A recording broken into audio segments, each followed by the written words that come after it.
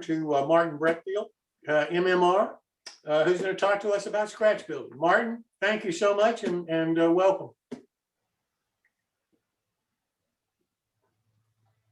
Okay, there we are. And much to my surprise, I'm up already. Let's see. Okay. Hey, there we go. Well, I didn't mean to surprise you, Martin. Hey, you woke me up from my nap. Okay, come on. There we go. Hey, I'll get this figured out yet, one way or another. So, tonight it's going to be a little short because this is really simple, really easy. It's a tale of two sheds. Of course, it was the best of sheds. It was the worst of sheds. So, my homage to Dickens is over and done now. See if I can get to the next slide. So while I'm building 45 other things and rooting around in my parts box, I have 3 different parts boxes of leftover pieces of wood. Actually, I've got 4 of them now, sorted out into scrap wood. And I found in the bottom of one of them, while I was looking for something else entirely different, some short pieces of roof stock. Okay, short pieces of roof stock.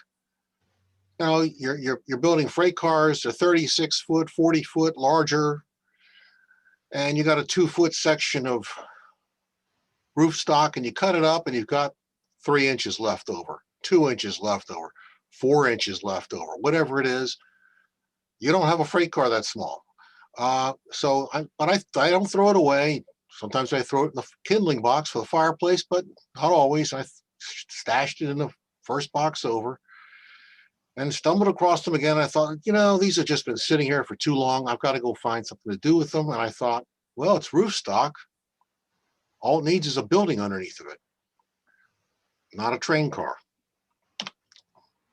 So go fast forward real fast. You're so fast, you miss me building the sides. Okay, so we've got scribe siding on the front. We've got board and batten. This is all leftover stuff out of my scrap boxes. So scribe siding on the front, a salvaged door frame. I think it's a Grant Line door frame. Board and batten for the 2 of the sides, maybe 3 of the sides. The door is scratch built. It's just some 1/32 basswood and some strip wood glued to it. Add some overhang front and back. It's a shed. Gosh, that was easy. Okay, the back's clapboard. So we got all kinds of siding on this. We've got scribe siding, board and batten, and clapboard. It's whatever we had that day when we built the shed. We needed a shed. Use what you got out of the pile of lumber. Build something, real or otherwise. You wouldn't want to see what the shed looks like on my place in Pennsylvania. It's entertaining, very entertaining place. Locust poles are the frame for that one. So take the larger piece, same idea. Well, we've got board and batten. We've got scribe siding on the ends, some overhang added on to each end of the roof stock, little corner trim to cover up the not so neat corners, some Z molding. I have a little tube of Z molding left over. Once upon a time, somebody handed me a couple of those mailing tubes, and it had all sorts of special shapes in wood. And they said, would I be interested in this? I said, thank you very much. I'm past interested. I'll take it. I don't know what I'll do with it necessarily, but I'm sure it'll find use because this stuff's getting harder and harder to find. And you can use styrene if you really care about it. I like wood. I've got it. I'll use it.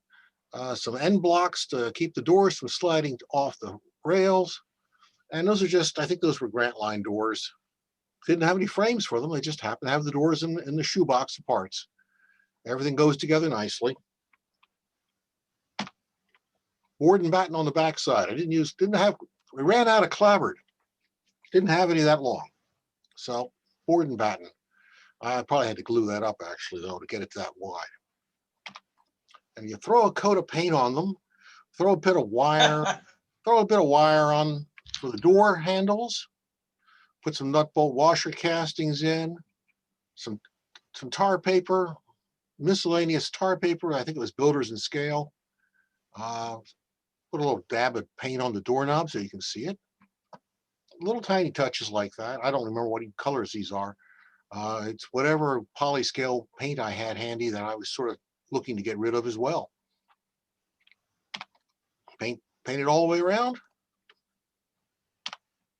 Hey, I'm done. That's all it is. It was a quick and easy thing. All you need is, this is the value of not throwing away your scraps. Put them in a box, put them somewhere, you'll use them.